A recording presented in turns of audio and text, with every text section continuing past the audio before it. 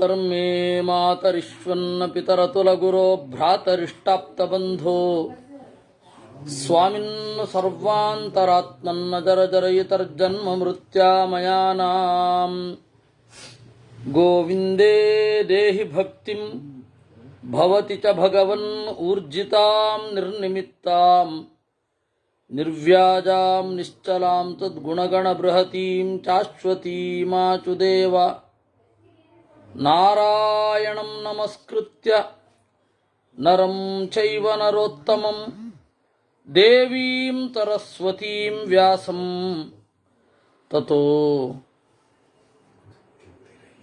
ಜಯಮುದೀರಯೇ ವಿಜಾನತಾಂ ಅವಿತ್ತಸ್ಯ ಮಧ್ವಸ್ಯ ಜಗತಿ ಗುರೋಃ ಪೂರ್ವಾಚಾರ್ಯಮಹಿಷ್ಠಾನಾಂ ಇಯಂ ಪ್ರಣತಿಮಾಲಿಕಾ ಪೂರ್ಣಜ್ಞಾನಾಯ ವಿದ್ಮಹೇ ಪೂರ್ಣಾನಂದಾಯ ಧೀಮಹಿ ತನ್ನೋ ವ್ಯಾಸ ಪ್ರಚೋದಯಾತ್ ಅಧೃತಸ್ವಧೃತಸ್ವಾಸ್ಯಃ ಪ್ರಾಗ್ವಂಶೋ ವಂಶವರ್ಧನಃ. ಎಲ್ಲರಿಗೂ ಯಾರೋ ಒಬ್ಬರು ಆಸರೆ ಇರ್ತಾರೆ, ಆದರೆ ಇವನಿಗೆ ಯಾರೂ ಆಸರೆ ಇಲ್ಲ. ಧೃತ ಅಂದರೆ ಹೊರಲ್ಪಟ್ಟವ, ಅಧೃತ ಯಾರೂ ಇವನನ್ನು ಹೊತ್ತಿಲ್ಲ.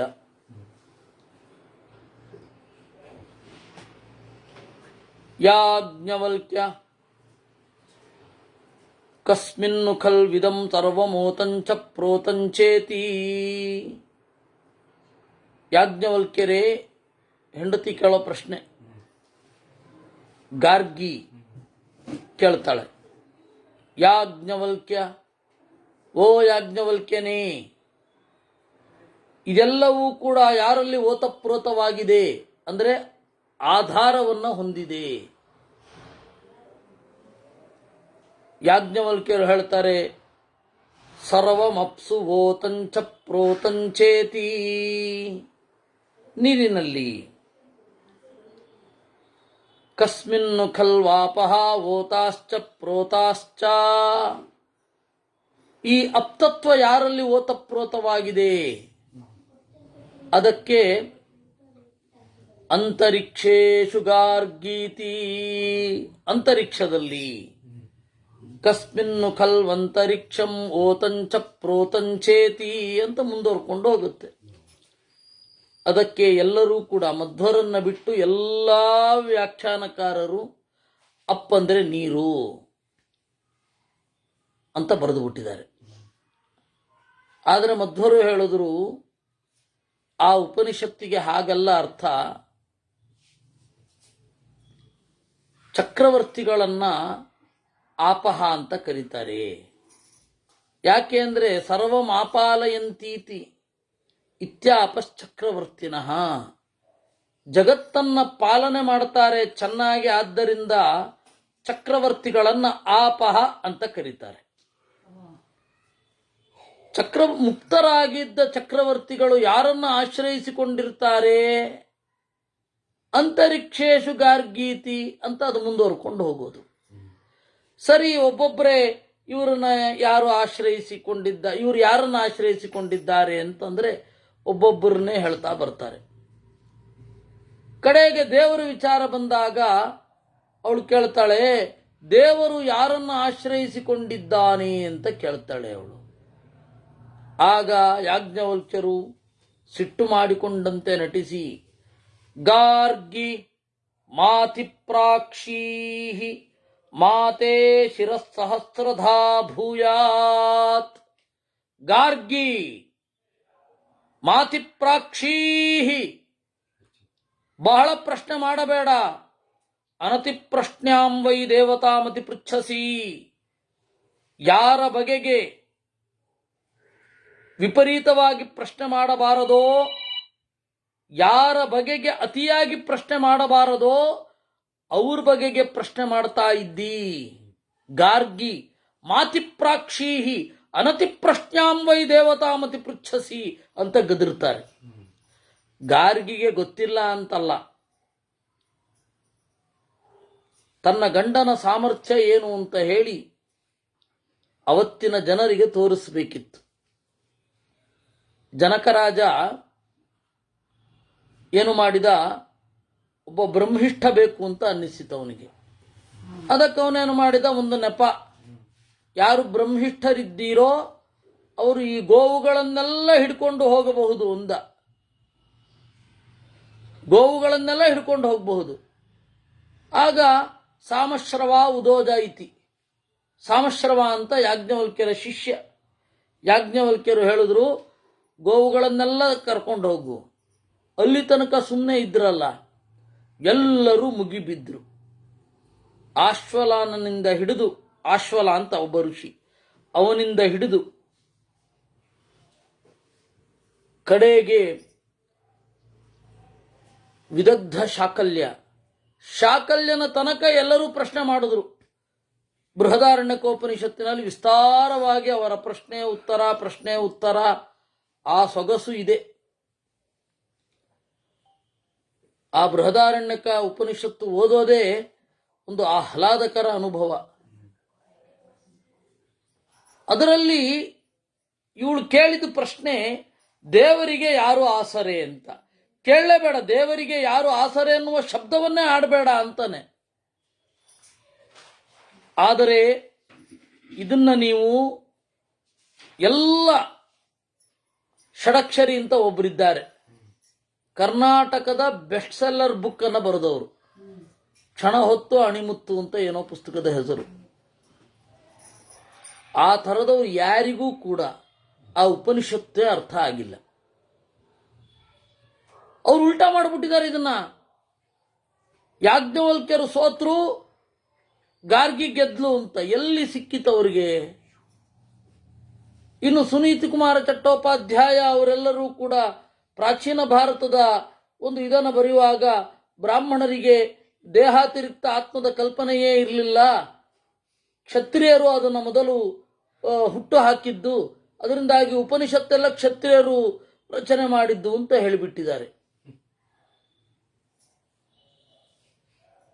ಈ ಸಮಸ್ಯೆಗಳು ಯಾಕೆ ನಾನು ಹೇಳಿದ್ದು ಅಂದರೆ, ಯಾವ ಕನ್ನಡ ಪುಸ್ತಕವನ್ನು ಉಪನಿಷತ್ತಿಗಾಗಿ ರೆಫರ್ ಮಾಡಬೇಡಿ. ಯಾರಿಂದ ಉಪನಿಷತ್ತು ಕೇಳಬೇಕು ಅಂತ ಸ್ವಯಂ ಕಠೋಪನಿಷತ್ತು ಹೇಳಿಬಿಟ್ಟಿದೆ. ಅನನ್ಯ ಪ್ರೋಕ್ತೆ ಗತಿರತ್ರ ನಾಸ್ತಿ, ಪ್ರೋಕ್ತ ಅನ್ಯೇನೈವ ಸುಜ್ಞಾನಾಯ ಪ್ರೇಷ್ಠ ಅಂತಿದೆ. ಅನನ್ಯ ಪ್ರೋಕ್ತೆ, ಅಭೇದವಾದಿ ಹೇಳಿದ ಉಪನಿಷತ್ತನ್ನು ನೀವು ಕೇಳಿದರೆ ತತ್ವಜ್ಞಾನ ಆಗೋದಿಲ್ಲ. ಸ್ವಯಂ ಶಂಕರರು ಬರದ ಅರ್ಥರಿ ಇದು, ನಾವೆಲ್ಲ ಹೇಳ್ತಾ ಇರೋದು. ಅನನ್ಯ ಪ್ರೋಕ್ತೆ ಗತಿರತ್ರ ನಾಸ್ತಿ ಅಂದ್ರೆ ಅಭೇದವಾದಿಗಳು ಹೇಳಿದ್ದರಲ್ಲಿ ನಿಮಗೆ ದೇವರ ಸ್ವರೂಪ ಸ್ಪಷ್ಟ ಗೊತ್ತೇ ಆಗಲ್ಲ ಅಂತ ಹೇಳಿದ್ದಾರೆ. ಶಂಕರರು ಹೇಳಿದ ಮಾತು. ಅದನ್ನು ಮಧ್ವರು ಅದಕ್ಕೆ ವ್ಯಾಖ್ಯಾನನೇ ಬರೀಲಿಲ್ಲ. ಅವರೇ ಕರೆಕ್ಟಾಗಿ ಹೇಳಿದ್ರಲ್ಲ, ನಾನು ಯಾಕೆ ವ್ಯಾಖ್ಯಾನ ಬರೀಬೇಕು ಅಂತ. ಅನನ್ಯ ಪ್ರೋಕ್ತೆ ಗತಿರತ್ರ ನಾಸ್ತಿ, ಪ್ರೋಕ್ತ ಅನ್ಯೇನೈವ, ಅನ್ಯ ಅಂದ್ರೆ ಭೇದವಾದಿ, ತತ್ವವಾದಿ ಹೇಳಿದರೆ ನಿಮಗೆ ಜ್ಞಾನ ಬರುತ್ತೆ. ಸರಿ, ತತ್ವವಾದಿಗಳು ಹೇಳಿದ್ದೆ, ನಾವು ಪುಸ್ತಕ ಓದ್ತೇವೆ ಅಂದ್ರೆ ಇವ್ರ ಪುಸ್ತಕ ಇಟ್ಕೊಂಡ್ರೆ ಆ ಕನ್ನಡವೋ ಆ ಸಂಸ್ಕೃತವೋ ಆ ಪ್ರಾಣೆ ಅರ್ಥ ಆಗಲ್ಲ. ಅದರಿಂದಾಗಿ ಅನಿವಾರ್ಯ ಕೇಳಿ, ಎದುರುಗಡೆ ಕೇಳಿ, ಅನಿವಾರ್ಯ ಇದನ್ನು ಹೇಳಬೇಕಿದೆ. ಯಾಕೆ ನಾನು ಹೇಳಿದ್ದು ಅಂತಂದ್ರೆ, ಉಪನಿಷತ್ತನ್ನ ಯಾವುದು ಕನ್ನಡದಲ್ಲಿ ಕ್ರಾಸ್ ರೆಫರೆನ್ಸ್ ಕೊಡ್ತಾರಲ್ಲ ಸಂಸ್ಕೃತ ವಿದ್ವಾಂಸರಿಗಿಂತ ಇತರೆಯವರು, ಅವ್ರು ಯಾರನ್ನು ನಂಬಬೇಡಿ. ಯಾಕಂದ್ರೆ ಏನನ್ನೋ ಹೇಳ್ತಾರೆ. ಗೂಗಲ್ಗಂತೂ ಮೊದಲು ಹೋಗಬೇಡಿ, ಗೂಗಲ್ಲು ಎಲ್ಲಿಗೂ ಯಾವುದಕ್ಕೂ ಹೋಗಬೇಡಿ. ಯಾಕೆಂದ್ರೆ ತಪ್ಪೇ ಹೇಳಿದ್ರು, ಡೇಟಾಬೇಸ್ ಇದ್ದದ್ದಂತಾನೆ ಅದು ಹೇಳೋದು, ಡೇಟಾಬೇಸ್ ಇಲ್ಲದೆ ಹೋದ್ರೆ ಹೇಳೋದೇ ಇಲ್ಲ. ಅದರಿಂದ ಪ್ರಾಚೀನ ಗ್ರಂಥಗಳನ್ನು ಓದುವಾಗ ಬನ್ನಿ ಚರ್ಚೆ ಮಾಡುವ, ಬೇರೆ ದಾರಿ ಇಲ್ಲ, ಆ ಪರಿಸ್ಥಿತಿ ಇದೆ. ಆ ಹಿನ್ನೆಲೆಯಲ್ಲಿ ಉಪನಿಷತ್ತಿನಲ್ಲಿ ಪ್ರತಿಪಾದ್ಯವಾದ ಪ್ರಮೇಯ ದೇವರು ಯಾರನ್ನ ಆಧರಿಸಿಕೊಂಡು ಇದ್ದಾನೆ ಅಂದರೆ ಯಾರನ್ನೂ ಆಶ್ರಯಿಸಿಲ್ಲ. ದೇವರು ಆಶ್ರಿತ ಅಲ್ಲವೇ ಅಲ್ಲ. ಉಳಿದ ಎಲ್ಲರೂ ದೇವರಲ್ಲಿ ಆಶ್ರಿತರು. ದೇವರು ಆಶ್ರಯ ಮಾತ್ರ, ಆಶ್ರಿತ ಅಲ್ಲ. ಆದ್ದರಿಂದ ದೇವರು ಅಧೃತಃ. ದೇವರನ್ನ ಯಾರೂ ಹೊತ್ತಿಲ್ಲ. ಹೌದಾ? ಇಲ್ಲದ ವಸ್ತುವನ್ನು ಯಾರೂ ಹೊತ್ತಿರೋದಿಲ್ಲ ರೀ. ಜಗತ್ತಿನಲ್ಲಿ ಶಶವಿಷಾಣ ಇಲ್ವೇ ಇಲ್ಲ. ಶಶವಿಷಾಣ ಅಂದ್ರೆ ಮೊಲದ ಕೊಂಬು. It is no wear. ಅದು ಅಧೃತವೇ ತಾನೇ. ಅಂದ್ರೆ ವೇದವ್ಯಾಸರು ಹೇಳಿದ್ರು ಸ್ವಧೃತಃ ಅಂತ. ದೇವರು ತನ್ನನ್ನ ತಾನೇ ಆಶ್ರಯಿಸಿಕೊಂಡಿದ್ದಾನಪ್ಪ, ಅಷ್ಟು ತಿಳ್ಕೊಳ್ಳಿ. ಅವನು ಅಧೃತ ಅಂದ್ರೆ ನೋವೇರ್, ನಾನ್ ಎಕ್ಸಿಸ್ಟೆಂಟ್ ಅಂತ ಅರ್ಥ ಮಾಡಬೇಡಿ. ಅಧೃತಃ ಮಾತ್ರ ಅಲ್ಲ, ಸ್ವಧೃತಃ. ಸ್ವಾಸ್ಯ ಅಂದ್ರು. ಚಂದದ ಮೋರೆ. ಮೋರೆ ಮಾತ್ರ ಅಲ್ಲ, ಹಾಸ್ಯ ಅಂದ್ರೆ ಸುಮುಖ ಅಂದ್ರೆ ಇಡೀ ಅಂಗಾಂಗ, ಉಪಲಕ್ಷಣ ಅಂತ ಹೇಳ್ತಾರೆ. ಚಂದದ ಮೋರೆ. ಅದಕ್ಕೆ ರಾಮನನ್ನು ನೋಡಿದ್ರೆ ಖುಷಿ ಆಗ್ತಾ ಇತ್ತಂತೆ. ಅದಕ್ಕೆ ರಾಮ ಅವನು. ಒಬ್ಬ ರಾಮನನ್ನು ನೋಡಿದಾನೆ ಅಂತ ಅವನ ಮುಖ ನೋಡಿದ್ರೆ ಗೊತ್ತಾಗ್ತಾ ಇತ್ತು ಅಂತಾರೆ. ನಿಮಗೆ ಮತ್ತೆ ನಾನು ನೆನಪಿಸ್ತೇನೆ. ಹನುಮಂತನೇ ಮೊದಲಾದವರು ಸೀತೆಯನ್ನು ನೋಡಿಕೊಂಡು ಕೆಲಸ ಆಯಿತು ಅನ್ನುವ ಹುಮ್ಮಸ್ಸಿನಿಂದ ಬರ್ತಾ ಇರಬೇಕಾದ್ರೆ ಬೇರೆ ಕಪಿಗಳೆಲ್ಲ ಅಂಗದನಿಗೆ ಹೇಳಿದ್ರು, ಅಂಗದ, ನಮ್ಮ ರಾಜನಿಗೆ ಮೀಸಲಾದ ಮಧುವನದ ಮೇಲೆ ನಮಗೆ ಕಣ್ಣಿದೆ. ಆ ಮಧುವನ್ನು ಕುಡಿಬೇಕು ಅಂತ ನೀನು ಅನುಮತಿ ಕೊಡಬೇಕು ಅಂದ್ರು. ಆಯ್ತು ಅಂದ. ಆ ಮಧುವನ್ನು ಕುಡಿದ್ರು. ಕುಡಿಬೇಕಾದ್ರೆ ಅವನ ದದಿಮುಖ ಮೊದಲಾದವರು ಬಂದರು, ವಾದ್ದು ಓಡಿಸಿದ್ರು ಅವನಿಗೆ. ಅವನು ದೂರ ಹೇಳಲಿಕ್ಕೆ ಸುಗ್ರೀವನ ಹತ್ರ ಹೋದ. ಸುಗ್ರೀವನಿಗೆ ಇವನೇನು ಹೇಳಿದ, ದದಿಮುಖ ಏನು ಹೇಳಿದ ಅಂತ ರಾಮನಿಗೆ ಅರ್ಥ ಆಗಲಿಲ್ಲ. ಯಾಕೆಂದ್ರೆ ಅವ್ರ ಭಾಷೆ ಬೇರೆ. ಏನು ಹೇಳ್ತಾ ಇದ್ದಾನೆ ಇವನು ಅಂತ ಕೇಳ್ದ ಅವನು. ಅದಕ್ಕೆ ಸುಗ್ರೀವ ಹೇಳಿದ, ಪ್ರಭು ಸೀತೆಯನ್ನ ನೋಡ್ಕೊಂಡು ಬಂದಿದ್ದೀವಿ ಅಂತ ಹೇಳ್ತಾ ಇದ್ದಾನೆ ಅಂತ. ಯಾಕೆಂದ್ರೆ ದದಿಮುಖನನ್ನ ಹೊಡೆದು ಓಡಿಸಿರ್ಬೇಕಾದ್ರೆ ಏನರ್ಥ, ಕೆಲಸ ಆಗಿದೆ ಅಂತ, ನಮ್ಮನ್ನೇನು ಮಾಡಲ್ಲ ಸುಗ್ರೀವ ಅನ್ನೋ ಶ್ಯೂರಿಟಿ ಇರ್ಬೇಕಾದ್ರೆ ಮಾತ್ರ ಆ ತರಹ ಹಾಕೋದು. ಧರ್ಷಿತಂ ಅರ್ಷಣೀಯಂಚ ಚೇಷ್ಟಿತಂ ಕೃತಕರ್ಮಣಾಂ. ಕೆಲಸ ಮಾಡ್ಬಿಟ್ಟ ಮೇಲೆ ಅವ್ರು ಮಾಡಿದ ಪುಂಡಾಟಗಳನ್ನು ಸಹಿಸಬೇಕಾಗತ್ತೆ. ಹೋಗಿ ಬರ್ಲಿಕ್ಕೆ ಹೇಳು. ಸರಿ, ಸೀದಾ ಹೋದ ದದಿಮುಖ. ಈ ಸರ್ತಿ ಅಂಗದನಿಗೆ ಹನುಮಂತನಿಗೆ ನಮಸ್ಕಾರ ಮಾಡಿ, ಏನಿಲ್ಲ ರಾಮಚಂದ್ರ ಬರ್ಲಿಕ್ಕೆ ಹೇಳಿದ್ದಾನೆ. ಕೆಲವೊಂದು ಕಪಿಗಳಿಗೆ ಡೌಟು. ಸುಗ್ರೀವನ ಹತ್ರ ಉಪಾಯವಾಗಿ ಕರೆದು ಬಿಟ್ಟು ಆಮೇಲೆ ಸುಗ್ರೀವ ಶಿಕ್ಷೆ ಕೊಟ್ರೆ ಅಂತ. ಆಗ ಇನ್ ಕೆಲವು ಕಪಿಗಳು ಹೇಳ್ತಾರೆ, ಇಲ್ಲ ಇಲ್ಲ, ಇವನು ಮುಖ ನೋಡಿದ್ರೆ ಇಷ್ಟು ಆನಂದದಿಂದ ತುಂಬ್ತಾ ಇದೆ ಅಂದ್ರೆ ರಾಮನನ್ನ ನೋಡಿರ್ಲೇಬೇಕು ಅಂತ. ಹೀಗಾಗಿ ಸ್ವಾಸ್ಯ ಚಂದದ ಮೊರೆಯವ. ಪ್ರಾಗ್ವಂಶ ಅತ್ಯಂತ ಹಳವ. ಪ್ರಾಕ್ ಚತುರ್ಮುಖನ ವಂಶ. ಚತುರ್ಮುಖನಿಗೂ ಮೂಲಭೂತವಾದ ವಂಶ ಪ್ರಾಗ್ವಂಶ.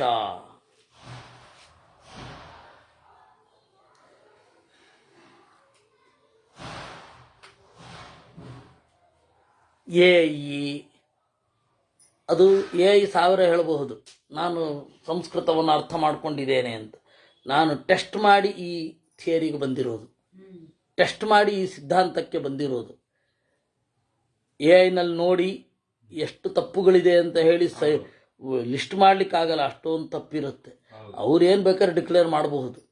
ಆದರೆ ನಿಮಗೆ ಸ್ಫೂರ್ತಿ, ಆ ಪ್ರತಿಭೆ ಅದು ಬರಬೇಕು ಅಂದರೆ ನೀವು ಆ ಭಾಷೆಯ ಮೂಲಕ್ಕೆ ಹೋಗಬೇಕು.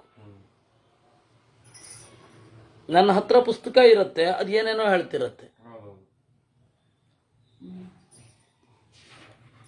ವಿಲ್ ಡ್ಯುರಾಂಟನು ಚಾಣಕ್ಯನ ಬಗ್ಗೆ ಏನು ಹೇಳಿದ್ದಾನೆ ಅಂತ ನನ್ನ ಹತ್ರ ಪುಸ್ತಕ ಉಂಟು.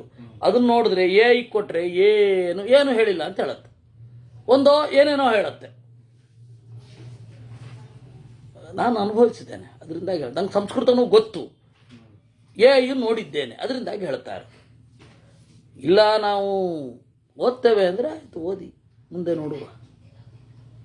ಪ್ರಾಗ್ವಂಶ ಅತ್ಯಂತ ಹಳಬ, ಅದಕ್ಕೆ ಪ್ರಾಗ್ವಂಶ, ಬಹಳ ಪ್ರಾಚೀನವಾದ ವಂಶ, ವಂಶದ ಮೂಲ. ವಂಶ ಅಂತಂದ್ರೆ ಪ್ರಾಗ್ವಂಶ ಅಂತ ಕರೀತಾರೆ. ಯಜಮಾನ ಶಾಲೆಯನ್ನ ಪ್ರಾಗ್ವಂಶ ಅಂತ ಹೇಳ್ತಾರೆ. ಆ ಯಜಮಾನ ಶಾಲೆಯ ಅಂದ್ರೆ ಬೇರೆ ಬೇರೆ ಯಜಮಾನ ಶಾಲೆ ಅಂತಿರುತ್ತೆ, ಪತ್ನಿ ಶಾಲಾ ಅಂತಿರುತ್ತೆ. ಯಜ್ಞದಲ್ಲಿ ಬೇರೆ ಬೇರೆ ಕಟ್ಟಡಗಳು, ಕಟ್ಟಡ ಅಂದ್ರೆ ಡಿಸ್ಮ್ಯಾಂಟಲ್ ಮಾಡಬಹುದಾದಂತಹ ಕಟ್ಟಡಗಳು, ಈ ತರಹ ಅಲ್ಲ. ತಟ್ಟಿಯಲ್ಲಿ ಕಟ್ಟಿದ ಕಟ್ಟಡ, ತಟ್ಟಿ ಅಂದ್ರೆ ಬಿದಿರಿನ ತಟ್ಟೆ, ಅದರಲ್ಲಿ ಕಟ್ಟಿದ ಕಟ್ಟಡ. ಅದನ್ನ ಎಲ್ಲ ಯಜ್ಞ ಮುಗಿದ ಮೇಲೆ ಜೊತೆಗೇನೆ ಅಗ್ನಿಗೆ ಆಹುತಿ ಕೊಟ್ಬಿಡ್ತಾರೆ. ಆಮೇಲೆ ಈ ಸುರುವ ಇರುತ್ತಲ್ಲ, ಅದನ್ನು ಅಗ್ನಿಗೆ ಆಹುತಿಯಾಗಿ ಮಾಡಿಬಿಡ್ತಾರೆ. ಆ ರೀತಿ ಪೂರ್ತಿ ಅಗ್ನಿಗೆ ಸಮರ್ಪಣೆ ಮಾಡಿ ಹೊರಡುವಂಥದ್ದು. ಹಾಗೆ ಪ್ರಾಗ್ವಂಶ ಅಂದ್ರೆ ಯಜಮಾನ ಶಾಲೆ. ಹೌದು, ಎಲ್ಲಕ್ಕೂ ಆಸರೆಯಾದ ಯಜಮಾನ ಶಾಲೆಯಗೆ ಆಸರೆಯೂ ದೇವರೇ. ಹೀಗಾಗಿ ಅವನ ಹೆಸರು ಪ್ರಾಗ್ವಂಶ. ಇಷ್ಟಾಗಿ ವಂಶವರ್ಧನ, ವಂಶವರ್ಧನ ಅಂದ್ರೆ ಎರಡೂ ಕೂಡ. ವಂಶವನ್ನು ನಾಶ ಮಾಡ್ತಾನೆ, ವಂಶವನ್ನು ಬೆಳೆಸ್ತಾನೆ. ಇನ್ನೊಂದರ್ಥ ವಂ ಅಂದ್ರೆ ಜ್ಞಾನ, ಶಂ ಅಂದ್ರೆ ಆನಂದ, ಜ್ಞಾನಾನಂದಗಳನ್ನು ಬೆಳೆಸ್ತಾನೆ ಅಂತ. ದೇವರು ಮುನಿದರೆ ವಂಶವನ್ನು ನಾಶ, ಮುನಿಯೋದಿಲ್ಲ, ಕರ್ಮಕ್ಕೆ ಅನುಗುಣವಾಗಿ ವಂಶವನ್ನು ನಾಶ ಮಾಡೋದು ಅವನೇ, ಕರ್ಮ ಪಕ್ವವಾದಾಗ ವಂಶವನ್ನು ಬೆಳೆಸೋದು ಅವನೇ. ವಂಶವರ್ಧನ. ಈಗ ಬನ್ನಿ, ವಂಶವನ್ನ ಬೆಳೆಸ್ತಾನೆ ಸರಿ, ಅಳಿಸ್ತಾನೆ ಅಂತ ಹೇಗೆ ಅರ್ಥ ಆಗತ್ತೆ? ಸಂಸ್ಕೃತದಲ್ಲಿ ಕ್ಷೌರಿಕರಿಗೆ ಶ್ಮಶ್ರುವರ್ಧಕ ಅಂತಾರೆ. ಶ್ಮಶ್ರುವರ್ಧಕ ಅಂತಂದ್ರೆ ಗಡ್ಡವನ್ನು ಬೆಳೆಸೋನು ಅಂತ ಅರ್ಥ ಅಲ್ಲ, ಬೆಳೆಸಿದ ಗಡ್ಡ ತೆಗೆಯೋನು ಅಂತ ಅರ್ಥ. ಸೊ ವರ್ಧನ ಅಂದ್ರೆ ನಿಮ್ಗೇನು ಅರ್ಥ ಆಗತ್ತೆ? ಎರಡೂ ಆಗತ್ತೆ. ಶ್ಮಶ್ರುವರ್ಧನ, ಗಡ್ಡವನ್ನ ಕತ್ತರಿಸುವವ. ವಾಸ್ತವಿಕವಾಗಿ ಸಂಸ್ಕೃತದಲ್ಲಿ ಕ್ಷೌರಿಕರಿಗೆ ಒಂದು ಪದ ಇದೆ, ದಿವಾಕೀರ್ತಿ. ಬೆಳಗ್ಗೆ ಮಾತ್ರ ಅವ್ರನ್ನ ನೆನಪಿಸ್ಕೋಬೇಕು, ಬೆಳಗ್ಗೆ ಮಾತ್ರ ಅವ್ರ ಬಗ್ಗೆ ಹೇಳಬೇಕು. ಅದರ ಅರ್ಥ ರಾತ್ರಿ ಮಾಡಿಸ್ಕೋಬಾರದು ಅಂತ.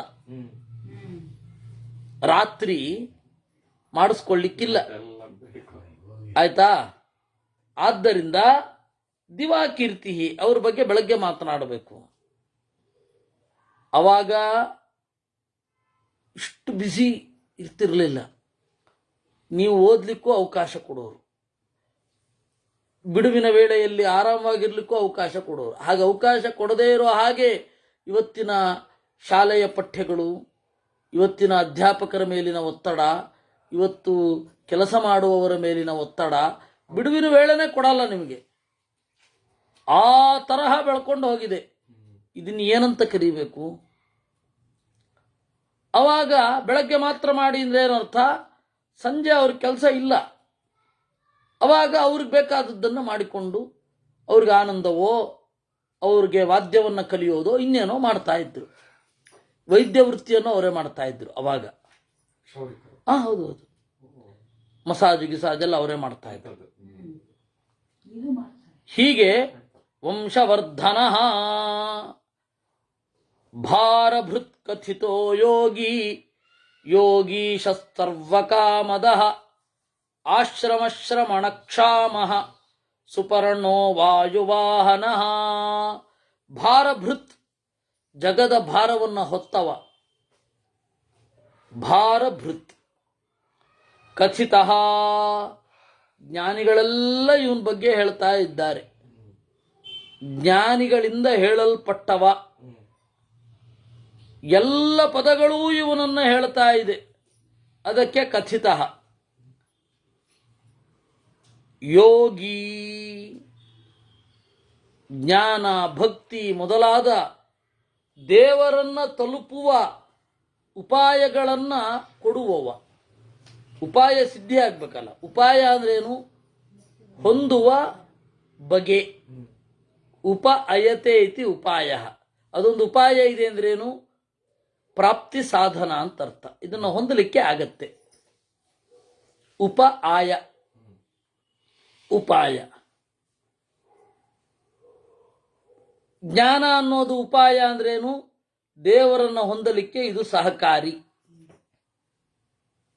ಭಕ್ತಿ ಅನ್ನೋದು ದೇವರನ್ನು ಹೊಂದಲಿಕ್ಕೆ ಸಹಕಾರಿ. ಹಾಗೆ ಈ ಎಲ್ಲ ಉಪಾಯಗಳು ಯೋಗ ಆದರೆ ಆ ಉಪಾಯಗಳು ನಮ್ಮಲ್ಲಿ ಮೂಡುವಂತೆ ಮಾಡುವವ ದೇವರು. ಹೀಗಾಗಿ ದೇವರ ಹೆಸರು ಯೋಗಿ. ಭಾರಭೃತ್ ಕಥಿತೋ ಯೋಗಿ ಯೋಗೀಶಃ. ಯೋಗಿಗಳ ಒಡೆಯ ಕೂಡ. ಸರ್ವಕಾಮದ,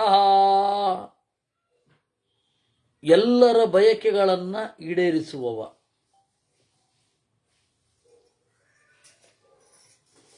ತನ್ನನ್ನು ಬೈಯುವ ದುರ್ಜನರ ಬಯಕೆಯನ್ನು ಈಡೇರುವಂತೆ ಮಾಡುವವ. ಅವ್ರಿಗೆ ಗೊತ್ತಿರಲ್ಲ, ಅವ್ರಿಗೆ ಆಶ್ಚರ್ಯ ಆಗ್ತಾ ಇರುತ್ತೆ. ಏನು ಇದು ಹೀಗೊಂದು ಆಯ್ತಪ್ಪ, ನಾವು ಅಂದ್ಕೊಂಡಿದ್ದ ಕರೆಕ್ಟಾಗಿ ಅದು ಬಂತು, ಒದಗಿತು ಅಂತಾರೆ. ದೇವ್ರನ್ನ ಮಾತ್ರ ಕಾಣಲ್ಲ, ಆದರೆ ಅವ್ರಿಗೆ ಆಶ್ಚರ್ಯ ಅಂತೂ ಆಗತ್ತೆ. ಎಲ್ಲರ ಬಯಕೆಗಳನ್ನು ಈಡೇರಿಸುವವ. ಆಶ್ರಮ ಆಸಮಂತಾತ್ ವಿಶ್ರಾಮಯಂತೀತಿ ಆಶ್ರಮ. ಸಂಸಾರದಿಂದ ಬಳಲಿದವರು ತಮ್ಮ ದಣಿವನ್ನು ಕಳೆದುಕೊಳ್ಳುವ ತಾಣ ದೇವರು. ಅದು ಸುಷುಪ್ತಿ ಆಗಿರಬಹುದು, ಮೋಕ್ಷ ಆಗಿರಬಹುದು. ದಣಿವನ್ನು ಎಲ್ಲಿ ಕಳ್ಕೋಬೇಕು? ಗಾಢವಾದ ನಿದ್ರೆಯಲ್ಲಿ ಕಳ್ಕೋಬೇಕು. ಗಾಢವಾದ ನಿದ್ರೆಯನ್ನು ನಮಗೆ ತಂದು ತಾತ್ಕಾಲಿಕವಾಗಿ ದಣಿವನ್ನು ಪರಿಹಾರ ಮಾಡೋನು ಯಾರು? ದೇವರು. ನಿದ್ದೆಯನ್ನು ಇತ್ತು ದಣಿವನ್ನು ಪರಿಹಾರ ಮಾಡುವವ. ಆದ್ದರಿಂದ ದೇವರು ಆಶ್ರಮ. ಮುಕ್ತರಾದ ಮೇಲೆ ಸಂಸಾರದ ದಣಿವನ್ನೇ ಇಲ್ಲವಾಗಿಸುವವ. ಆದ್ದರಿಂದ ದೇವರು ಆಶ್ರಮ. ಶ್ರಮಣಃ, ಶ್ರಮವನ್ನು ಹೊಂದಿಸುವವನು ಅವನೇ, ದಣಿವಾಗುವಂತೆ ಮಾಡುವವ. ಕ್ಷಾಮಃ, ಪ್ರಳಯದಲ್ಲಿ ಎಲ್ಲವನ್ನ ಸೂಕ್ಷ್ಮ ರೂಪಕ್ಕೆ ಒಯ್ಯುತ್ತಾನೆ. ಪ್ರಳಯ ಅಂದ್ರೇನು? ಯಾವುದೇ ಸ್ಥೂಲ ರೂಪಗಳು ಇಲ್ಲದೇ ಇರೋದು ಪ್ರಳಯ. ಕ್ಷಾಮ ಅಂದ್ರೂ ಅದೇ. ಕ್ಷಯಂ ಆಸಮಂತಾನ್ನಯತಿ. ಆದ್ದರಿಂದಾಗಿ ಕ್ಷಾಮ ಅಂತ.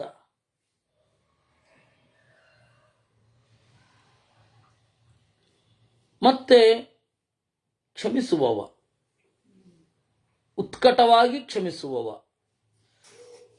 ನಮ್ಮೆಲ್ಲರ ಅಪರಾಧಗಳನ್ನು ತಾಳುವವ. ಆದ್ದರಿಂದ ದೇವರ ಹೆಸರು ಕ್ಷಾಮಃ ಸುಪರ್ಣಃ. ಚೆನ್ನಾಗಿ ಪೂರ್ಣನಾದ್ದರಿಂದಾಗಿ ಸುಪರ್ಣ. ಸುಪರ್ಣ, ಸು ಉತ್ಕಟವಾದ, ಪರ ಮಿಗಿಲಾದ, ಣ ಆನಂದ. ಯಾರಿಗೋ ಅವನು ಸುಪರ್ಣ. ವಾಯುವಾಹನ,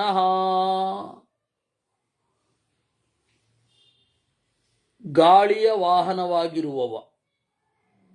ಮುಖ್ಯ ಪ್ರಾಣನೇ ದೇವರನ್ನ ನಮ್ಮೆಡೆಗೆ ಒಯ್ಯುತ್ತಾನೆ.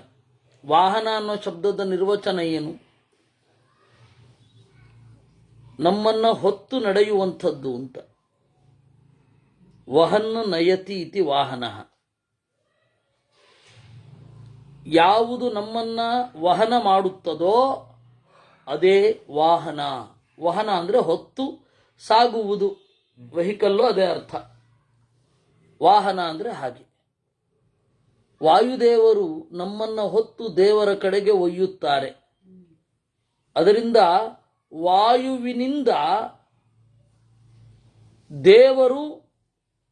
ದೇವರ ಕಡೆಗೆ ಜನರು ಹೋಗ್ತಾರೆ. ಅದರಿಂದಾಗಿ ದೇವರು ವಾಯುವಾಹನ. ಇನ್ನು ದೇವರು ವಾಯುವಿನ ಮೂಲಕ ಬರ್ತಾನೆ. ವಾಯುವಾಹನ ಧನುರ್ಧರೋ ಧನುರ್ವೇದ ದಂಡೋ ದಮಯಿತಾ ದಮಃ ಅಪರಾಜಿತ ಸರ್ವಸಃ ನಿಯಂತ ನಿಯಮೋ ಯಮಃ. ಧನುರ್ಧರ ಬಿಲ್ಲನ್ನು ಹೊತ್ತವ. ಇನ್ನು ಪ್ರಣವೋ ಧನು ಅಂತ ಹೇಳಲಿಲ್ವೇ? ಓಂಕಾರವೆಂಬ ಬಿಲ್ಲನ್ನು ಹೊತ್ತವ. ಧನುರ್ವೇದ ಪರಶುರಾಮ ರೂಪದಿಂದ ಧನುರ್ವೇದವನ್ನು ಇತ್ತವ. ಆ ಧನುರ್ವೇದದ ಬಗ್ಗೆ ಅಗ್ನಿಪುರಾಣದಲ್ಲಿ ಬರುತ್ತೆ. ನಾವು ಮುಂದೆ ಅಗ್ನಿಪುರಾಣದಲ್ಲಿ ಧನುರ್ವೇದವನ್ನು ನೋಡಲಿದ್ದೇವೆ. ಧನುರ್ವೇದದ 4 ಭಾಗಗಳು ಯಾವುದು ಇತ್ಯಾದಿಗಳನ್ನು ಅಲ್ಲಿ ಹೇಳುತ್ತಾರೆ. ಅದರಿಂದಾಗಿ ಪರಶುರಾಮ ರೂಪದಿಂದ ಧನುರ್ವೇದವನ್ನು ಆವಿಷ್ಕರಿಸಿ ಎಲ್ಲ ಜನರಿಗೂ ಕೊಟ್ಟವ. ಅದರಿಂದಾಗಿ ಮಹಾಭಾರತ ಯುದ್ಧ ಆಯಿತು. ಆದ್ದರಿಂದ ದೇವರ ಹೆಸರು ಧನುರ್ವೇದ. ದಂಡ ದುರ್ಜನರನ್ನ ದಂಡಿಸುತ್ತಾನೆ. ಆದ್ದರಿಂದ ದೇವರು ದಂಡ. ದಮ್ ಅಂದರೆ ದಾನ ಮಾಡುವವ. ದಮ್ ಅಂದರೆ ದಯಾವಂತ. ದಮ್ ಅಂದರೆ ದಮ ಇರುವವನ ಕಡೆಗೆ ದಯತೆ, ತಾನೇ ಹಾರಿ ಬರುತ್ತಾನೆ. ಆದ್ದರಿಂದಾಗಿ ದಮ್ಮುಡ ದಂಡ. ದಮಯಿತ ಯಾರು ದುಷ್ಟರಿದ್ದಾರೆ ಅವರನ್ನು ಬಾಗಿಸುತ್ತಾನೆ. ಸಜ್ಜನರನ್ನು ಕೂಡ ತಪ್ಪಿದರೆ ಅವರನ್ನು ಶಿಕ್ಷೆಯ ಮೂಲಕ ಬಾಗಿಸುತ್ತಾನೆ. ಕಾಳಿಯ ಏನಿದ್ದಾನೆ ಅವನು ಸಜ್ಜನ. ಆದರೆ ಪರಿಸರದಿಂದ ಬೇರಾವುದೋ ಕಾರಣದಿಂದ ಗರುಡನಿಗೆ ಎದುರಾಗಿ ನಿಂತ. ಗರುಡನಿಗೆ ಸಮರ್ಪಿಸಿದ ನೈವೇದ್ಯವನ್ನ ಅವನು ತಿಂದ. ಅದರಿಂದಾಗಿ ಗರುಡ ಬರ್ತೇನೆ ನಿನ್ನನ್ನು ಕೊಲ್ಲಲಿಕ್ಕೆ ಅಂತಂದ. ಆ ಗರುಡನಿಂದ ತಪ್ಪಿಸಿಕೊಳ್ಳಲಿಕ್ಕೆ ರಮಣಕ ದ್ವೀಪದಿಂದ ಓಡಿ ಬಂದು ಇಲ್ಲಿದ್ದ ಯಮುನಾ ನದಿಯಲ್ಲಿ.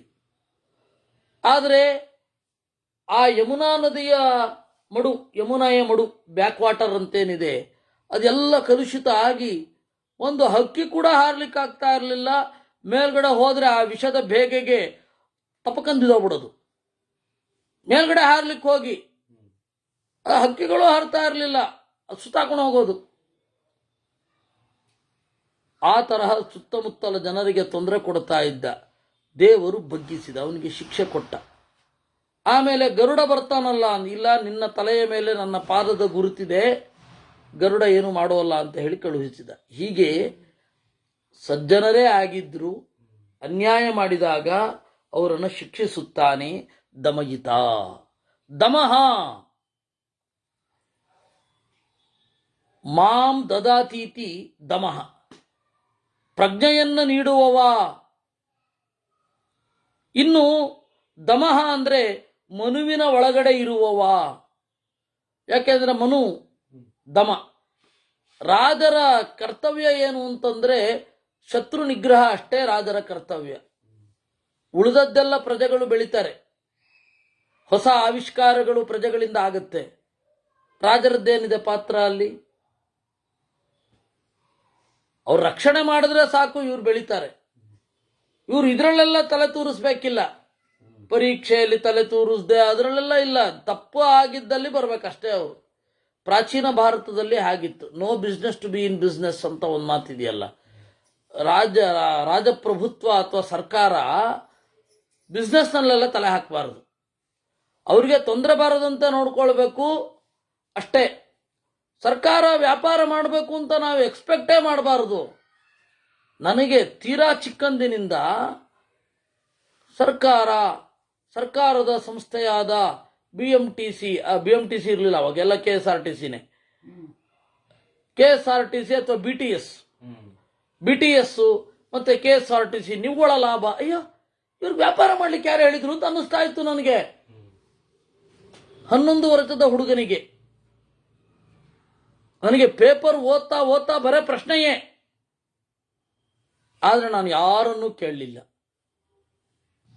ಮಹಾಭಾರತವನ್ನು ಓದ್ತಾ ಇದ್ದಾಗ, ರಾಮಾಯಣವನ್ನು ಓದ್ತಾ ಇದ್ದಾಗ ಆ ಪ್ರಶ್ನೆಗೆ ಸಹಜವಾಗಿ ಉತ್ತರ ಸಿಗ್ತಾ ಹೋಯ್ತು. ಅವಿವೇಕಿಗಳು ಇವುಗಳು ಅಂತ.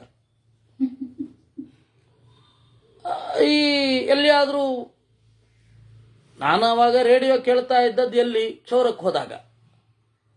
ಅಲ್ಲಿಗೆ ಹೋಗ್ತಾ ಇದ್ದಾಗ ವೀರಪ್ಪನನ್ನು ಹಿಡಿಯಲಿಕ್ಕೆ ಶಂಕರ ಬಿದಿರಿಯವರನ್ನು ನೇಮಕಾತಿ ಮಾಡಲಾಗಿದೆ, ಕೂಂಬಿಂಗ್ ಆಪರೇಷನ್ ಅನ್ನು ಇಂತಹ ಸಮಯದಲ್ಲಿ ಮಾಡುತ್ತಾರೆ. ಅಲ್ಲ, ಇದನ್ನ ಯಾಕೆ ಹೇಳಬೇಕು ಅಂತ ಹೋಗಿ ಹಿಡಿದು ಬಿಡ್ಬೇಕಪ್ಪ. ಕೂಂಬಿಂಗ್ ಇಂಥ ಟೈಮಿನಿಂದ ಶುರು ಮಾಡ್ತಾರೆ ಅಂತ ವೀರಪ್ಪನಿಗೆ ಯಾಕೆ ಹೇಳ್ತಾ ಇದ್ದಾರೆ ಇವರು? ಅವನು ರೇಡಿಯೋ ಕೇಳಿದ್ರೆ ನಂತರನೇ ಅಂತ ನನಗನ್ನಿಸ್ತಾ ಇತ್ತು. ರಾಮನು ಅದನ್ನೇ ಹೇಳಿದ್ದು. ಕಚ್ಚಿತ್ತೇ ಮಂತ್ರಿತೋ ಮಂತ್ರ ರಾಷ್ಟ್ರನ್ನ ಪರಿಧಾವತಿ. ನೋಡಿದ್ರೆ ನಮ್ಮ ತಾತ ಜರ್ನಲಿಸ್ಟು, ಆದರೆ ನನಗೆ ಆ ವೃತ್ತಿಯ ಮೇಲಿರುವಷ್ಟು ಜಿಹಾಸೆ ಯಾವ ವೃತ್ತಿಯ ಮೇಲೂ ಇಲ್ಲ. ನಮ್ಮ ತಾತನ ಬಗ್ಗೆ ಗೌರವ ಇದೆ, ನಮ್ಮ ತಾತನ ಪ್ರೀತಿಯನ್ನು ನಾನು ಅನುಭವಿಸಿದ್ದೇನೆ. ಅವರ ಹತ್ರನೇ ಎಲ್ಲ ಕಥೆಯನ್ನು, ನಾನು ಸ್ವಾತಂತ್ರ್ಯ ಸಂಗ್ರಾಮದ ಕಥೆಯನ್ನೆಲ್ಲ ಕೇಳಿದ್ದು. ಆದರೆ ಅವರ ವೃತ್ತಿಯ ಬಗ್ಗೆ ನನಗೆ ಅವತ್ತು ಏನು ಅನ್ನಿಸ್ತಾ ಇರಲಿಲ್ಲ, ಈ ಗೌರವ ಇಲ್ಲವೇ ಇಲ್ಲ. ಹಾಗೆ ಯಾಕೆ ಹೇಳಬೇಕು? ಅದರಿಂದಾಗಿ ಮನುವಿನ ಕೆಲಸ ಏನು ಅಂದರೆ ದುಷ್ಟರ ದಮನ ಅಷ್ಟೇ. ಮನುವಿನಲ್ಲಿ ಇರುವವ, ಹೀಗಾಗಿ ಮನುವಿಗೆ ದಮ ಅಂತ ಕರೀತಾರೆ. ಆ ಮನುವಿನಲ್ಲಿ ಇರುವ ಪರಮಾತ್ಮನು ದಮನೆ. ಅಪರಾಜಿತ, ಯಾರಿಂದಲೂ ಸೋಲದವ. ಅಪರರಿಂದ ಅಜಿತ, ಅದರಿಂದಾಗಿ ಸ್ವಜಿತ, ತನ್ನಿಂದಲೇ ತಾನು ಸೋತವ. ಪರಶುರಾಮ ರೂಪಿ ಪರಮಾತ್ಮ ರಾಮನಿಂದ ಸೋಲಿಲ್ವೇ? ಬೇರೆಯವರಿಂದ ಅಜಿತ, ತನ್ನಿಂದ ಜಿತ. ಸರ್ವಸಹ, ಎಲ್ಲರ ಭಕ್ತಾಪರಾಧವನ್ನು ಸಹಿಸುವವ. ನಿಯಂತ, ಉತ್ಕಟವಾಗಿ ಒಬ್ಬರ ಕಡೆ ಸಾಗುವವ. ನಿತಾಂತಂ ಯಂತ. ನಿಯಮಃ,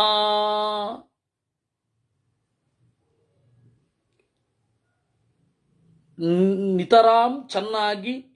ಎಂ, ವಾಯುದೇವರನ್ನ ಮಾತಿ ಸೃಷ್ಟಿ ಮಾಡುವವ. ಯಮಃ, ಯಮನ ಒಳಗಡೆ ಇರುವವ. ಸಾಧಕನ ಒಳಗಿದ್ದು ನಿಯಂತ್ರಿಸುವವ. ಸತ್ವವಾನ್ ಸಾತ್ವಿಕ ಸತ್ಯ, ಸತ್ಯಧರ್ಮಪರಾಯಣ. ಅಭಿಪ್ರಾಯ ಪ್ರಿಯಾರೋಹರ್ಹ ಪ್ರಿಯಕೃತ್ ಪ್ರೀತಿವರ್ಧನ. ಸತ್ವವಾನ್, ಬಲ ಹಾಗೂ ಜ್ಞಾನಗಳನ್ನು ಸತ್ವ ಅಂತ ಕರೀತಾರೆ. ಅದು ಇವನಿಗಿದೆ. ಸತ್ವವಾನ್. ಸಾತ್ವಿಕ, ಸತ್ವ ಅಂದ್ರೆ ಜೀವರು, ಜೀವರ ಒಳಗಡೆ ನೆಲೆಗೊಂಡವ ಸಾತ್ವಿಕ. ಇನ್ನು ವಿಶೇಷತಃ ಸಾತ್ವಿಕರಲ್ಲಿ ಸನ್ನಿಧಾನವನ್ನ ಇಟ್ಟವ ಸತ್ಯ. ಸದ್ಗುಣ ಭರಿತನಾದವನೇ ಸತ್ಯ. ಸತ್ಯ ಧರ್ಮಪರಾಯಣ. ಸತ್ಯ ಅಂದ್ರೆ ಧರ್ಮ. ಪರಮಾತ್ಮನನ್ನೇ ಧರ್ಮದ ಕೇಂದ್ರವಾಗಿ ಹೊಂದಿರುವವರು ಸತ್ಯ ಧರ್ಮರು. ಅವರಿಗೆ ಪರಾಯಣ ಆಸರೆ, ತನ್ನ ಭಕ್ತರಿಗೆ ಆಸರೆಯಾಗಿ ನಿಂತವ. ಸತ್ಯ ಧರ್ಮ ಪರಾಯಣ. ಅಭಿಪ್ರಾಯ,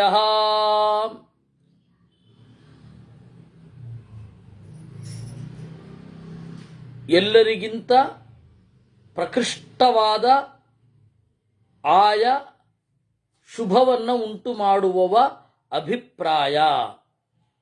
ಮತ್ತೆ ದೇವರ ಹೆಸರು ಅಭಿಪ್ರಾಯ. ಯಾಕೆಂದರೆ ಎಲ್ಲ ಶಾಸ್ತ್ರಗಳೂ ಅವನನ್ನೇ ಕುರಿತು ಹೋಗುತ್ತಿವೆ. ಅದರಿಂದ ಅಭಿಪ್ರಾಯ. ಪ್ರಿಯಾರ್ಹ, ಎಲ್ಲ ಪ್ರೀತಿಯನ್ನ ಹೊಂದುತ್ತಾನೆ, ಅರ್ಹರನ್ನ ಪ್ರೀತಿಸುತ್ತಾನೆ. ದೇವರು ಇವರಿಗೆ ಅದನ್ನು ಕೊಡ್ತಾನೆ, ಅವ್ರಿಗಿದನ್ನು ಕೊಡ್ತಾನೆ. ಹೌದು, ಅವರು ಅರ್ಹರಿದ್ದಾರೆ, ಕೊಟ್ಟಿದ್ದಾನೆ. ಈ ಭಾವನೆ ಯಾವಾಗ ಬರುತ್ತೆ ಅವಾಗ ಮಾತ್ಸರ್ಯ ಇರಲ್ಲ. ಮಾತ್ಸರ್ಯ ಯಾವಾಗ? ನಾನು ಅರ್ಹ ಅಂತನ್ನುವ ಭ್ರಮೆ ಇಟ್ಟುಕೊಂಡು ನನಗೆ ಸಿಕ್ಕಿಲ್ಲ ಅಂತ ಸಂಕಟ. ಇನ್ನೊಂದು, ದೇವರು ಅರ್ಹರನ್ನು ನೋಡೋದಿಲ್ಲ ಅಂತ ಭ್ರಾಂತಿ. ನಾವು ಯಾವುದಕ್ಕೆ ಅರ್ಹರೋ ಅದಕ್ಕೆ ದೇವರು ತಕ್ಕ ವ್ಯವಸ್ಥೆಯನ್ನು ಮಾಡಿಯೇ ಮಾಡ್ತಾನೆ. ಈ ಭರವಸೆ ಯಾವಾಗ ಬರುತ್ತೆ ಅವಾಗ ಮಾತ್ಸರ್ಯಾದಿಗಳು ಕಾಡಲ್ಲ. ಅದಕ್ಕೆ ಪ್ರಿಯಾರ್ಹ, ಅರ್ಹ ಪ್ರಿಯಕೃತ್. ಅರ್ಹ, ಎಲ್ಲ ಪೂಜೆಗೆ ಅರ್ಹ, ಪ್ರಿಯವನ್ನೂ ಉಂಟು ಮಾಡುವವ, ಪ್ರೀತಿವರ್ಧನ, ತನ್ನ ಬಗೆಗೆ ಪ್ರೀತಿಯನ್ನು ಬೆಳೆಸುತ್ತಾನೆ, ತನ್ನ ಬಗೆಗಿನ ಪ್ರೀತಿಯನ್ನು ನಾಶವನ್ನೂ ಮಾಡ್ತಾನೆ. ದೇವರು ಯೋಗ್ಯರಲ್ಲದವರು ಪ್ರೀತಿ ಮಾಡ್ತಾ ಇದ್ರೆ ಅದನ್ನು ಅವನೇ ನಾಶ ಮಾಡಿಬಿಡ್ತಾನೆ. ಎಲ್ಲಿಯಾದರೂ ಉಂಟೆ? ದೇವರು ಅಹಂಕಾರ ಇತ್ತು ಅಂದರೆ ಅವರನ್ನು ಪ್ರೀತಿಸ್ಲಿಕ್ಕೆ ಆಗಲ್ಲ. ಇವಾಗ ನಾನು ಉದ್ದೇಶಪೂರ್ವಕವಾಗಿ ನಿಮ್ಮ ಪ್ರೀತಿಯನ್ನು ಕಳ್ಕೊಳ್ತೇನಾ? ಇಲ್ಲ. ಆ ರೀತಿ ದೇವರು ಯೋಗ್ಯತೆ ಇಲ್ಲದೆ ಹೋದರೆ ಪ್ರೀತಿಯನ್ನು ನಾಶ ಮಾಡ್ತಾನೆ. ಹಾಗೆ ಯಾರು ಮಾಡ್ತಾರೆ? ದೇವರು ಮಾತ್ರ ಮಾಡಲಿಕ್ಕೆ ಸಾಧ್ಯ. ಪ್ರೀತಿವರ್ಧನ. ಇನ್ನು ಯಾರು ಸಜ್ಜನರಿರ್ತಾರೆ, ಯಾರು ಯೋಗ್ಯರಿರ್ತಾರೆ, ಅವರ ಒಳಗಡೆಯ ಪ್ರೀತಿಯನ್ನ ಜಾಸ್ತಿ ಮಾಡ್ತಾನೆ. ಅದಕ್ಕೆ ದೇವರ ಹೆಸರು ಪ್ರೀತಿವರ್ಧನ. ವಿಹಾಯಸ ಗತಿರ್ಜ್ಯೋತಿ ಸುರುಚಿರು ಹುತಭುಗ್ವಿಭು ರವಿರ್ವಿರೋಚನ ಸೂರ್ಯ ಸವಿತಾ ರವಿಲೋಚನ. ವಿಹಾಯಸ ಗತಿ, ಆಕಾಶದಲ್ಲಿಯೇ ಸಾಗುವವ. ಆಕಾಶದಂತೆ, ಆಕಾಶದಿಂದ ದೇವರನ್ನ ನಾವು ಅರ್ಥ ಮಾಡ್ಕೊಳ್ಬೇಕು. ಗತಿ ಅಂದರೆ ಜ್ಞಾನ. ದೇವರು ಆಕಾಶದಂತೆ ಅಂತ ನಮಗೆ ಅರ್ಥ ಆಗಬೇಕು. ಅದರಿಂದ ವಿಹಾಯಸ ಗತಿ. ಏನು ಹಾಗಂದ್ರೆ, ದೇವರನ್ನ ನಭೋ ಲಿಂಗಮಲಿಂಗಕಂ ಅನ್ನತ್ತೆ ಭಾಗವತ. ಆಕಾಶವೇ ದೇವರ ಗುರುತು. ಹೇಗೆ ಆಕಾಶ ಹೇಗೆ ಎಲ್ಲೆಡೆ ವ್ಯಾಪ್ತವಾಗಿದೆಯೋ ಹಾಗೇ ದೇವರು ಎಲ್ಲೆಡೆ ವ್ಯಾಪ್ತ. ಅದರಿಂದ ದೇವರು ನಭೋಲಿಂಗ. ಆಕಾಶದಿಂದ ದೇವರನ್ನ ನಾವು ನೆನಪಿಸಿಕೊಳ್ಳಬೇಕು. ಲಿಂಗ ಅಂದ್ರೆ ಗುರುತು. ಆಕಾಶವೇ ದೇವರ ಗುರುತು. ಹಾಗೆ ವಿಹಾಯಸ ಗತಿ ಅಂದ್ರೂ ಅದೇ ಅರ್ಥ. ಜ್ಯೋತಿ, ಹಿರಿದಾದ ಬೆಳಕು ಅಲ್ವಾ? ಸುರುಚಿಹಿ, ಒಳ್ಳೆಯ ಮೈಕಾಂತಿ. ಹುತಭುಗ್ ವಿಭು, ಹುತಭುಕ್, ಹುತವನ್ನು ಉಣ್ಣುವವರು. ಹೋಮಿಸಿದ್ದವು ಹುತ. ಹುತವನ್ನು ಉಣ್ಣುವವರು ಹುತಭುಕ್ ದೇವತೆಗಳು. ದೇವತೆಗಳಿಗೆ ಬಹಳ ರೂಪವನ್ನು ಕೊಟ್ಟ ತತ್ವ ದೇವರು. ಯಾಕೆ ಅಂದರೆ ನೋಡಿ, ಮೀಮಾಂಸಕರದ್ದೊಂದು ತಮಾಷೆಯಾದ ಚಿಂತನೆ ಇದೆ. ಅವರು ವೇದ ಪ್ರಾಮಾಣ್ಯ ಒಪ್ಪಿದವರು ಅನ್ನೋದು ನೆನಪಿರಲಿ. ಅವರು ಹೇಳ್ತಾರೆ ದೇವರಿಲ್ಲ. ಮತ್ತೆ ಅವ್ರು ಹೇಳೋದು ದೇವರಿಲ್ಲ. ಮತ್ತೆ ವೇದ, ಹೌದು ದೇವರಿಲ್ಲ, ಶಬ್ದವೇ ದೇವತೆ. ಯಾಕೆ ಅಂದ್ರೆ ಅವ್ರು ಏನು ಹೇಳ್ತಾರೆ ಗೊತ್ತಾ? ಬಂಗಾಳದಲ್ಲಿ ಒಬ್ಬ ಅಗ್ನಯೇ ಸ್ವಾಹ ಅಗ್ನಯ ಇದನ್ನ ಮಮ ಅಂತ ಆಗ್ತಾನೆ. ಕರ್ನಾಟಕದಲ್ಲಿ ಅದೇ ಸಮಯಕ್ಕೆ ಇವನು ಅಗ್ನಯೇ ಸ್ವಾಹ ಅಗ್ನಯ ಇದನ್ನ ಮಮ ಅಂತ ಹಾಕ್ತಾನೆ. ಅಲ್ಲಿ ಕ್ಯಾಚ್ ಹಿಡ್ಕೋಬೇಕು ಅವನು, ಓಡಿ ಬಂದು ಇಲ್ಲಿ ಹಿಡ್ಕೋಬೇಕು, ಇಲ್ಲಾಂದ್ರೆ ವೇದ ಅಪ್ರಮಾಣ ಆಗುತ್ತೆ ಅಂತ ಅವ್ರಿಗೆ ತಲೆಬಿಸಿ. ಅದರಿಂದ ಶಬ್ದವೇ ದೇವರು. ನೀವು ಉಚ್ಚರಿಸಿದ ಶಬ್ದ ನಿಮಗೆ ಇಷ್ಟವನ್ನ ಕೊಡತ್ತೆ. ಇದು ಅವ್ರ ವಾದ ಆಗಿತ್ತು. ಮೀಮಾಂಸಕರು ಹೇಗಿದೆ ವಾದ? ಈ ತರಹದವರು ವೇದ ರಕ್ಷಣೆ ಮಾಡುದು. ಅವರು ಬೌದ್ಧರನ್ನ ಓಡಿಸಿದರು. ಆದರೆ ವೇದದ ಪ್ರಾಮಾಣ್ಯವನ್ನೂ ಹೇಳಿದ್ರು. ಆದರೆ ವೇದಕ್ಕೆ ಏನರ್ಥ ಮಾಡಬೇಕು, ಒಳಗಣ್ಣು ತೆರೆದಿರಲಿಲ್ಲ. ಬಹುತೇಕ ಶ್ರೋತ್ರಿಯರ ಸಮಸ್ಯೆ ಇದು ಅಂತ ಅವತ್ತು ಭೀಮಸೇನ ಹೇಳ್ಬಿಟ್ಟಿದ್ದಾನೆ. ಶ್ರೋತ್ರಿಯಸ್ಯೇವತೆ ರಾಜನ್ ಮಂದಕಸ್ಯ ಅವಿಪಶ್ಚಿತಃ ಅನುವಾಕ ಹತಾ ಬುದ್ಧಿ ನೈಷಾ ತತ್ವಾರ್ಥ ದರ್ಶಿನಿ ಅಂತ ಹೇಳಿ ಭೀಮಸೇನನ ಮಾತು. ಹೌದು, ವನಪರ್ವ. ರಾಜನ್, ಓ ಯುಧಿಷ್ಠಿರನೇ, ಶ್ರೋತ್ರಿಯಸ್ಯೇವ, ವೇದಗಳನ್ನು ಕೇವಲ ಉರು ಹೊಡೆದು ಜಡ್ಡಾದ ಬುದ್ಧಿಯ ವೈದಿಕನ ತರಹ ನಿನ್ನ ಬುದ್ಧಿ ತತ್ವವನ್ನೇ ಕಾಣ್ತಾ ಇಲ್ಲ ಅಂತ ಅನ್ಬಿಡ್ತಾನೆ. ಯಾರು ಅವನ ಕಾಲದಲ್ಲಿ ವೇದದ ಅರ್ಥವನ್ನು ಗಟ್ಟಿಯಾಗಿ ಪ್ರತಿಪಾದನೆ ಮಾಡುವವ ಅಂತ ಖ್ಯಾತನಾಗಿದ್ನೋ ಅಂತಹ ಭೀಮಸೇನ. ಅದರಿಂದಾಗಿ ಕೃಷ್ಣನೂ ಅಂಥವ್ರನ್ನೇ ಬೈದಿದ್ದು. ಯಾಮಿಮಾಂ ಪುಷ್ಪಿತಾಂ ವಾಚನ್ ಪ್ರವದಂತ್ಯ ವಿಪಶ್ಚಿತಃ ಅಂತ. ಆ ಹಿನ್ನೆಲೆಯಲ್ಲಿ ಇದು ಮೀಮಾಂಸಕರು ಮಾಡಿದ ಉಪಕಾರ ದೊಡ್ಡದು. ಆ ಉಪಕಾರದ ಬೆನ್ನಲ್ಲೇ ಈ ಅಪಕಾರನೂ ಇದೆ. ಏನು ಹೇಳೋದ್ರಿ ಅವ್ರಿಗೆ?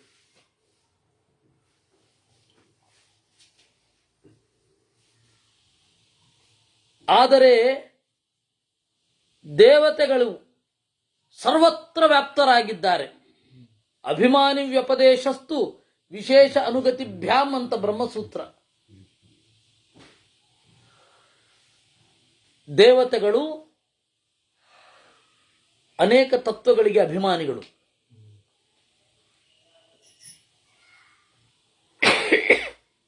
ಅವರಿಗೆ ವ್ಯಾಪ್ತಿ ಇದೆ, ವಿಶೇಷ ಶಕ್ತಿ ಇದೆ.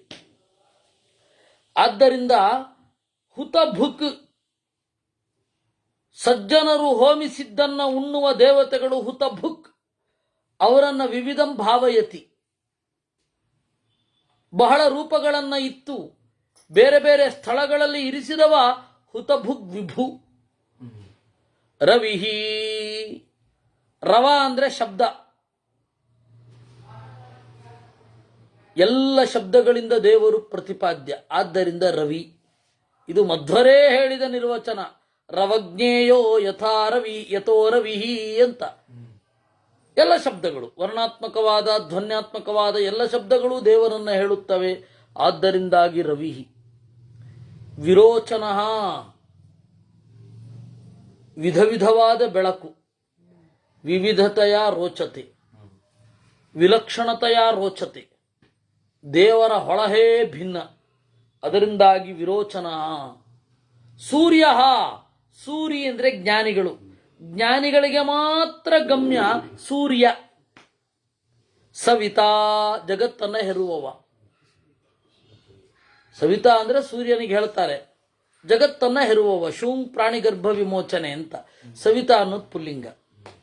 ರವಿಲೋಚನ, ತನ್ನ ಕಣ್ಣಿನಿಂದ ಸೂರ್ಯನನ್ನ ಹುಟ್ಟಿಸಿದವ. ಆದ್ದರಿಂದ ರವಿಲೋಚನ.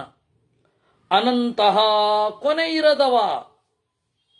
ಹುತ ಭುಗ್ಭೋಕ್ತ, ಹುತವನ್ನ ಪಾಲನೆ ಮಾಡುವ ದೇವತೆಗಳನ್ನು ಪ್ರಳಯ ಕಾಲದಲ್ಲಿ ನುಂಗಿ ಬಿಡುವವ. ಅವನು ಹೇಳ್ತಾನೆ ಯಮ, ಯಸ್ಯ ಬ್ರಹ್ಮಚಕ್ಷತ್ರಂಚೋಭೇ ಭವತವೋದನಃ ಮೃತ್ಯುರ್ಯಸ್ಯೋಪಸೇಚನಂ ಕ ಇತ್ಥಾ ವೇದ ಯತ್ರ ಸಹ ಅಂತ. ಯಸ್ಯ, ಯಾರಿಗೆ, ಬ್ರಹ್ಮ, ಬ್ರಾಹ್ಮಣ ವರ್ಣದ ಅಭಿಮಾನಿಯಾದ ಬ್ರಹ್ಮದೇವರು, ಕ್ಷತ್ರಂ ಕ್ಷತ್ರಿಯ ವರ್ಣದ ಅಭಿಮಾನಿಯಾದ ವಾಯುದೇವರು. ಇವರಿಬ್ಬರು ಪ್ರಳಯ ಕಾಲದಲ್ಲಿ ಯಾರಿಗೆ ಅನ್ನವೋ ಯಸ್ಯ ಬ್ರಹ್ಮ ಚ ಕ್ಷತ್ರಂ ಚೋಭೇ ಭವತ ಓದನಃ. ಓದನ ಅಂದ್ರೆ ಅನ್ನ. ಈ ಅಯ್ಯಂಗಾರ ದೇವಸ್ಥಾನದಲ್ಲೆಲ್ಲ ದಧ್ಯೋದನ ಅಂತಾರೆ, ಮೊಸರನ್ನ ಅಂತ ಅರ್ಥ. ಓದನ ಅಂದ್ರೆ ಅನ್ನ. ಯಸ್ಯ ಬ್ರಹ್ಮ ಚ ಕ್ಷತ್ರಂಚೋಭೇ ಭವತ ಓದನಃ ಮೃತ್ಯುರ್ಯಸ್ಯೋಪಸೇಚನಂ.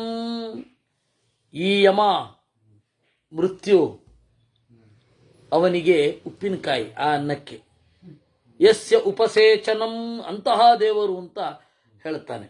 ಅದರಿಂದಾಗಿ ಹುತಭುಕ್ ನಾವು ಹೋಮಿಸಿದ್ದನ್ನು ಉಣ್ಣುವ ದೇವತೆಗಳನ್ನು ಭೋಕ್ತೃ ಉಂಡು ಬಿಡ್ತಾನೆ. ಹುತಭುಕ್ ಭೋಕ್ತ ಸುಖದಃ ಸುಖವನ್ನು ನೀಡುವವ. ನೈಕಜಃ ಒಬ್ಬರಲ್ಲಿ ಹುಟ್ಟಲಿಲ್ಲ, ಜಡದಲ್ಲಿ ಮಾತ್ರ ಹುಟ್ಟಿದ್ದಲ್ಲ, ಕಂಬದ ಮಗ ಮಾತ್ರ ಅಲ್ಲ, ಜೀವರ ಮಗನೂ ಹೌದು. ಆದ್ದರಿಂದಾಗಿ ನೈಕಜಃ ಅಗ್ರಜಃ ಎಲ್ಲರಿಗಿಂತ ಮೊದಲು ಜೀವ ತಳೆದವ. ಸೃಷ್ಟಿಯೇ ಆಗಿಲ್ಲ, ಆಗಲೇ ಮೋಕ್ಷವನ್ನು ನೀಡುವ ರೂಪ ವಾಸುದೇವ, ಆ ರೂಪವನ್ನು ತಳೆದವ. ಸೃಷ್ಟಿಯೇ ಆಗದಾಗ ಎರಡನೆಯ ರೂಪ ಸಂಕರ್ಷಣ ರೂಪ, ಪ್ರಳಯವನ್ನು ಉಂಟು ಮಾಡುವ ರೂಪ. ಸೃಷ್ಟಿಯೇ ಆಗಿಲ್ಲ, ಪಾಲನೆ ಮಾಡುವ ಪ್ರದ್ಯುಮ್ನ, ಆಮೇಲೆ ಅನಿರುದ್ಧ ದೇಹವನ್ನು ಕೊಡುವ ರೂಪ. ಈ ರೀತಿ ಎಲ್ಲರಿಗಿಂತ ಮೊದಲು ಹುಟ್ಟಿದವ. ನಾವು ಸೃಷ್ಟಿ ಮಾಡುವಾಗ ಅದಕ್ಕೆ ಗೊತ್ತು ಗುರಿ ಇಲ್ಲದೆ ಸೃಷ್ಟಿ ಮಾಡಿಬಿಡ್ತೇವೆ. ದೇವರು ಹಾಗಲ್ಲ. ಹೀಗೆ ಅಗ್ರಜಃ ಅಣ್ಣ ಎಲ್ಲರಿಗಿಂತ ಮೊದಲು ಹುಟ್ಟಿದವ. ಅನಿರ್ವಿಣ್ಣಃ ದೇವರು ಬೇಸರ ಆಗೋದೇ ಇಲ್ಲ. ನಿರ್ವಿಣ್ಣ ಅಂದರೆ ಬೇಸರಗೊಂಡವ. ದೇವರು ಅನಿರ್ವಿಣ್ಣ ಬೇಸರಗೊಳ್ಳದವ. ದೇವರ ಕ್ವಾಲಿಟಿ. ಸದಾಮರ್ಷಿ ಯಾವಾಗಲೂ ತಾಳುವವ, ಯಾವಾಗಲೂ ತಾಳದವ, ತಪ್ಪುಗಳನ್ನು ತಾಳದವ, ಸಹ್ಯವಾದದ್ದನ್ನು ಸಹಿಸುವವ. ಲೋಕಾಧಿಷ್ಠಾನಂ ಲೋಕಾಧಾರ, ಅದ್ಭುತ ಅತ್ಯಂತ ಆಶ್ಚರ್ಯ. ದೇವರಷ್ಟು ಅಚ್ಚರಿ ಬೇರೆ ಯಾರು? ಸನಾತ್ ಸನಾತನತಮಃ ಕಪಿಲ ಕಪಿರಪ್ಯಯ. ಸನಾತ್ ನಿತ್ಯ ಅಂತ ಅರ್ಥ. ಸನಾತ ಅಂದ್ರೆ ಸನಾತನತಮಃ ಅತ್ಯಂತ ಹಳಬ, ವೇದ ಪ್ರತಿಪಾದ್ಯವಾದ ವಸ್ತುಗಳಲ್ಲಿಯೇ ಶ್ರೇಷ್ಠ, ನಾದದಿಂದಲೇ ಪ್ರತಿಪಾದ್ಯ. ಕಪಿಲಃ ಸೂರ್ಯನ ಒಳಗಡೆ ಇದ್ದು ಕೆಳಗಡೆಯ ನೀರನ್ನೆಲ್ಲ ಹೀರುವವ ಕಪಿಲ. ಮತ್ತೆ ಅದನ್ನು ಕೊಡ್ತಾನೆ. ಕಪಿಹಿ ಕಪಿಗಳಲ್ಲಿ ನೆಲೆಗೊಂಡವ. ವಾಲಿ ಸುಗ್ರೀವ ಮೊದಲಾದ ಕಪಿಗಳಲ್ಲಿ ನೆಲೆಗೊಂಡವ. ಕಪಿಹಿ ಸುಖವನ್ನೇ ಉಣ್ಣುವವ. ಹೀಗಾಗಿ ಅವನು ಕಪಿ. ಹನುಮಂತನಲ್ಲಿ ನೆಲೆಗೊಂಡವ. ಇಲ್ಲಿಗೆ 900 ನಾಮಗಳಾದವು. ಆಯ್ತೇ? ಇನ್ನು ಉಳಿದದ್ದನ್ನ ನಾಳೆ ನೋಡುವ. ಕೃಷ್ಣಾರ್ಪಣಮಸ್ತು.